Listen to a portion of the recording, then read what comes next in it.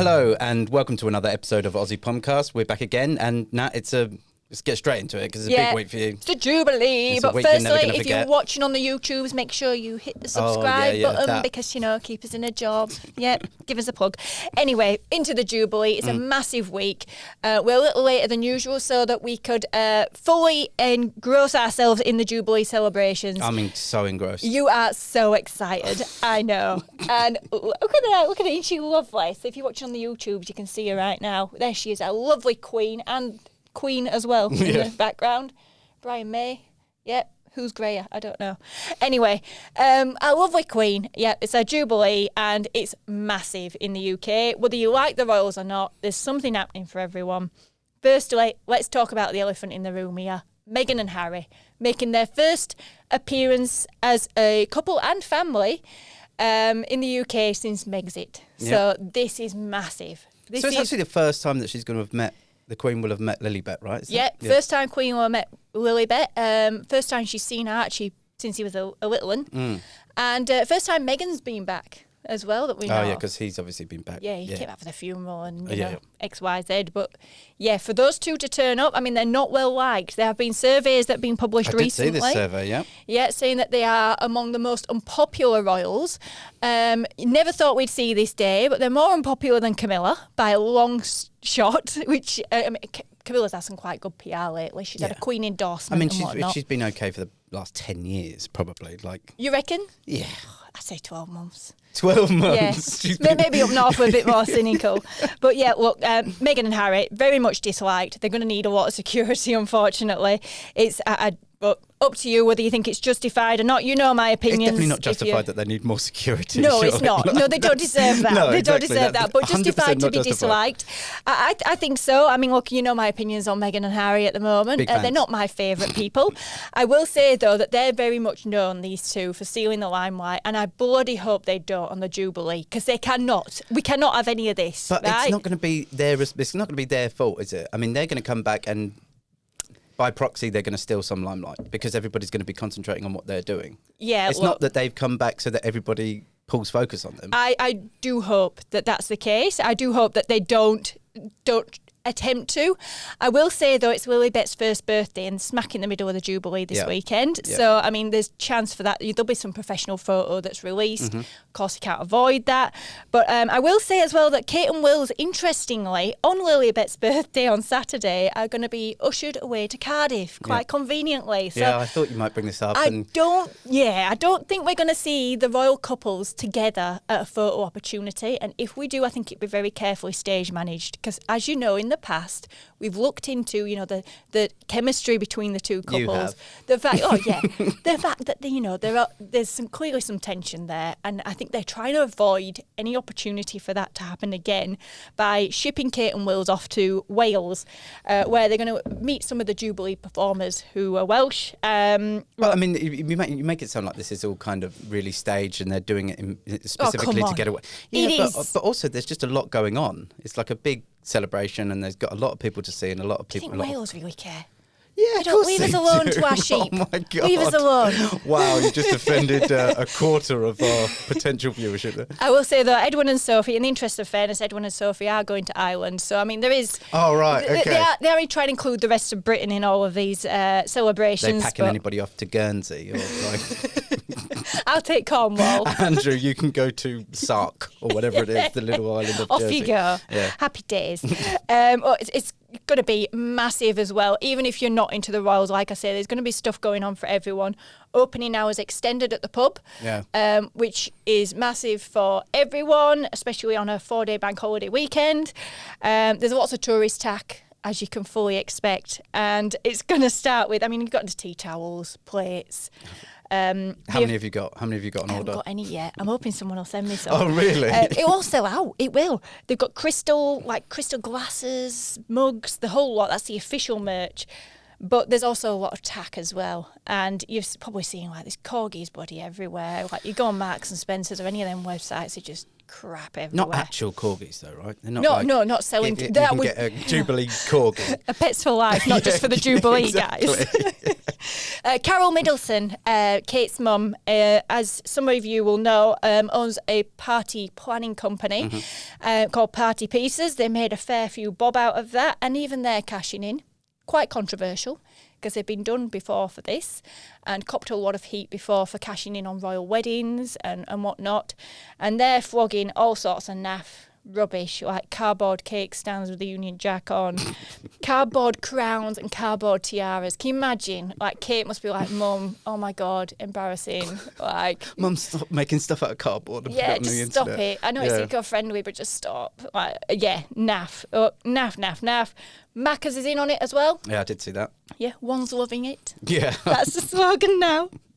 I mean, call me cynical. I think they might be in it for their own purposes. You reckon? Yeah, a little bit. You don't think it's just supporting the Queen? No. Nah, is it egg? Is it egg? They've got a new jingle with the Royal Philharmonic Orchestra.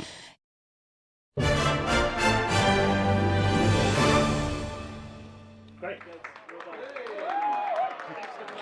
And a China dining set. So, they're ditching the cardboard. Yeah, exactly, for a China. Can you imagine going into McDonald's and then giving you a China set to eat out of? You're like, what the hell's That's gonna this? be chucked on the What's floor this? within 5 seconds, I would imagine. Troop in the colour as well, going to happen this week. We've discussed this already. Yep. Poncy ceremony. And we've also got the Platinum Party, which is something I think everyone can get around. Platinum Party? Sounds like Platinum Party at the Palace. Sounds like something they hold at the casino. Yeah, probably. What is that? It'd probably be more fun at the casino, what's the to be Platinum honest. Party? The idea is it's a music event. Okay. It's basically, they trot out all the best of the best, and we all have a big music event, basically. And Ed Sheeran. Well, at the moment, interestingly, George Ezra, Yep. Budapest, we like him. Okay. Yeah, brilliant, love him. He's the only act that's been confirmed. Oh, right. So there are rumours that Ed Sheeran's going to sing the national anthem. Be nice. We like Ed Sheeran. But, he's a big deal. Another song that he's stolen. No, I don't. Ouch!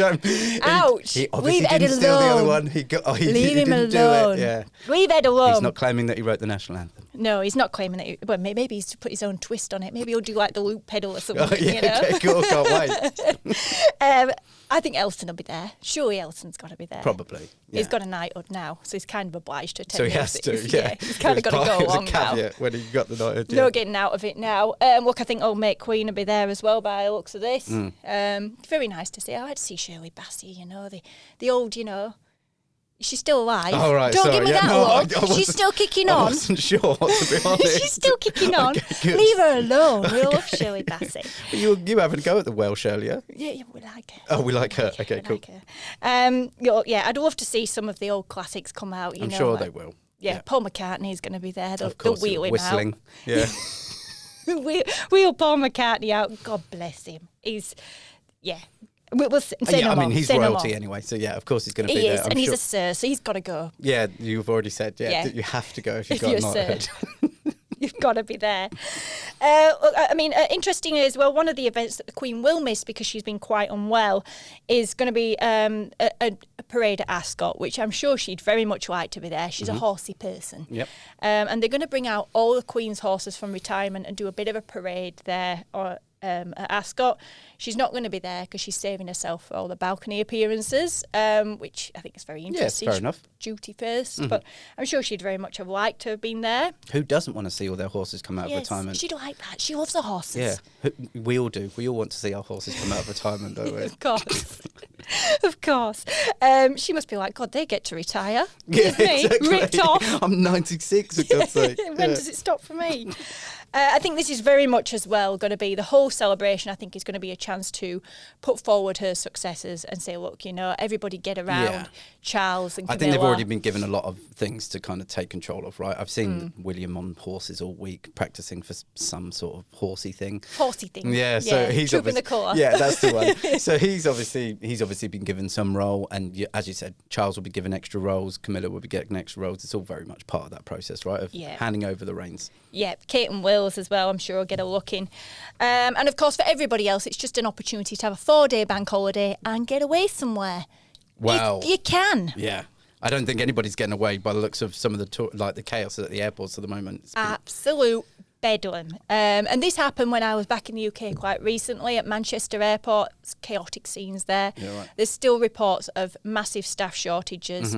Some of it due to COVID, but some of it also due to people being laid off during COVID. Because obviously the travel industry's taken a massive hit over there like everywhere else. And because they've lost so many staff, now they've come a cropper because now we actually need the staff. People are wanting to go away.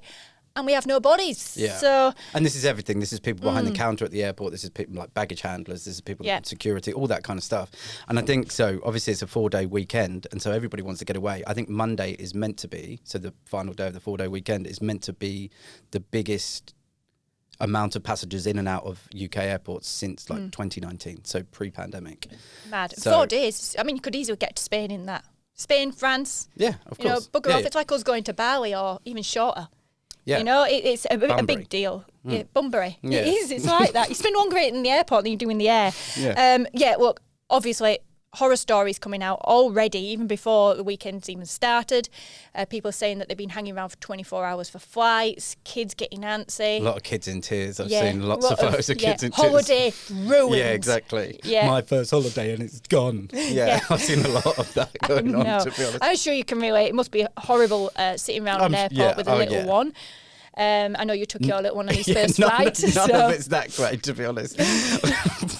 I mean, even if you do get on a flight, it's hard, like sitting there with a baby on your lap. But yeah, we would have been devastated not to have been able to take him. So I completely understand not being able to go on a first holiday with your child would be horrible. Yeah. So wishing thoughts and prayers to anybody that is going away. Thoughts and prayers on holidays. If you do want to stay at home, though, you want to be getting around the full British experience and having some fish and chips, maybe. Yeah. And you know what? If you're going to go for fish and chips, where are you going to go?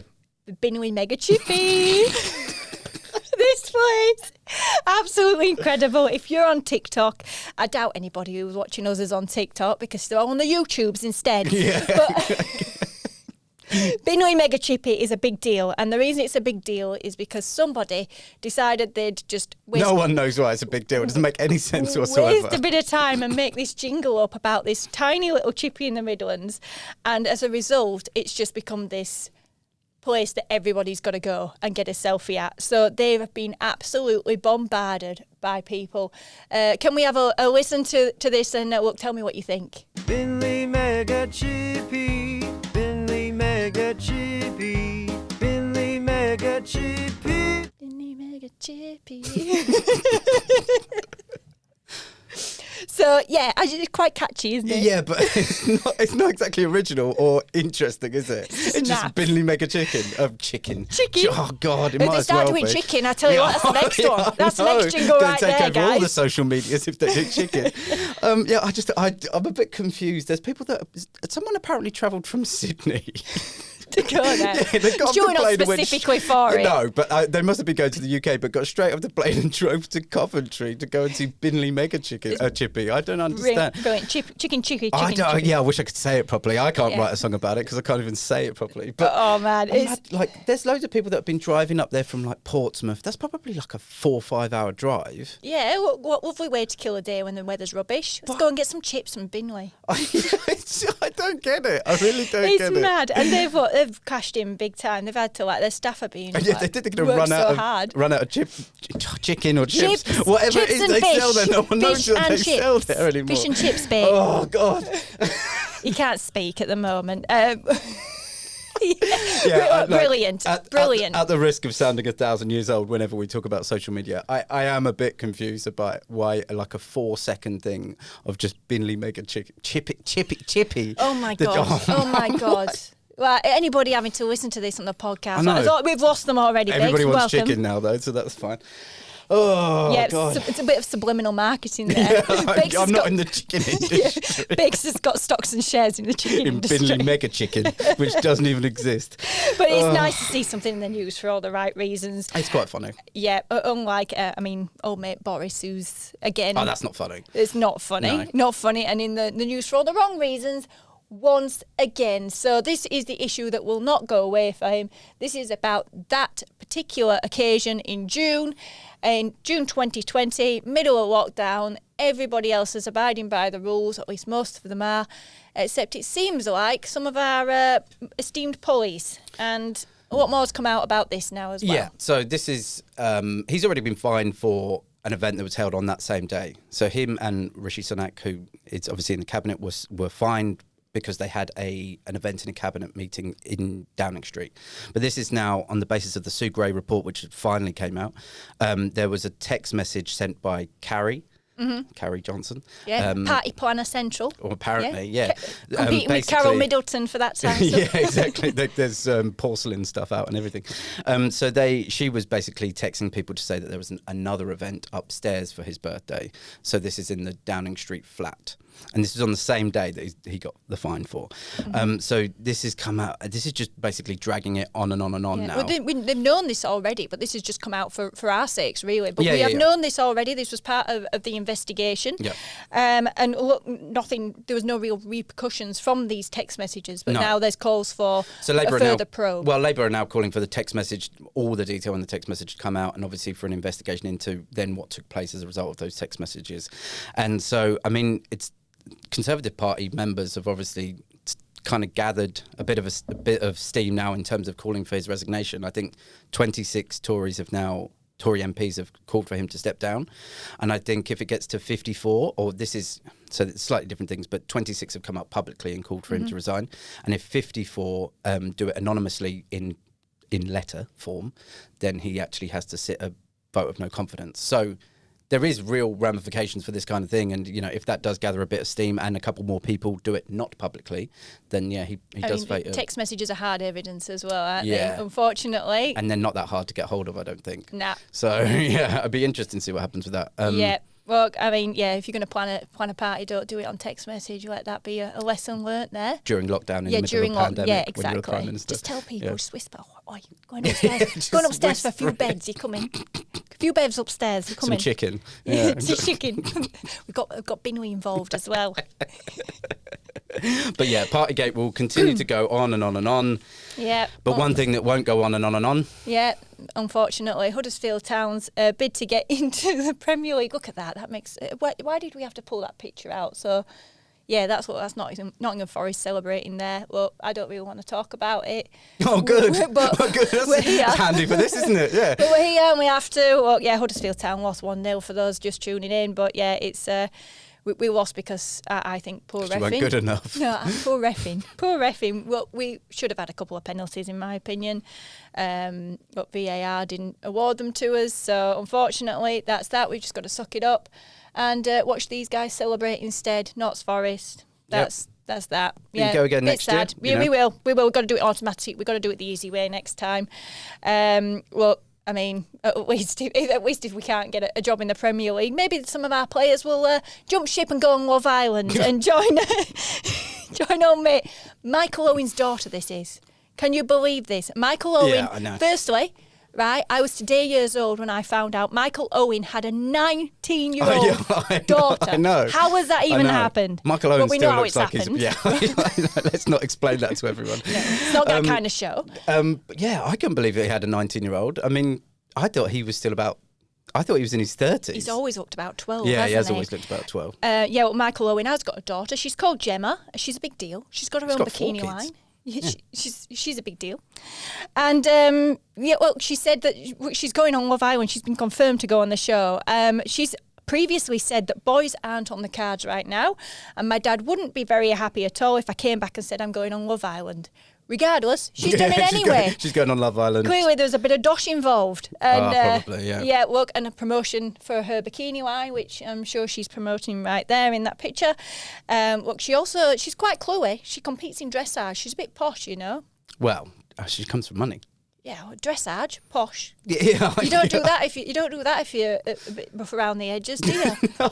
You don't see anyone from it. I mean, no offence to people on the council estates, but you don't see any. You don't see them exactly. competing in dressage. She's horsey jumping. Posh. Yeah, horse dancing. Yeah, I know, but let's just hope she's a bit more interesting than her dad. Because let's be honest. He's the most boring man that's ever lived. He's a bit. Most famous, other than his football career, for once saying that he's only ever watched 8 films. He's too busy prancing around on his horse. Yeah, no. Well, he actually said he's only watched 8 films because he doesn't really like them because they're not real. Love Island, on the other hand, is that's very real. That's real life. Yeah, reality TV. And just to confirm, because I did double check which of those films he'd seen or which of those films he talked about he'd seen. Yeah, 6 of them are Rockies. All right. On that bombshell, well, make sure you like and subscribe if you're still here. We'll see you next week when we'll unpack all the Jubilee. Yeah, thanks for joining us. Subscribe, tell your friends. See you next week. Ta-ra.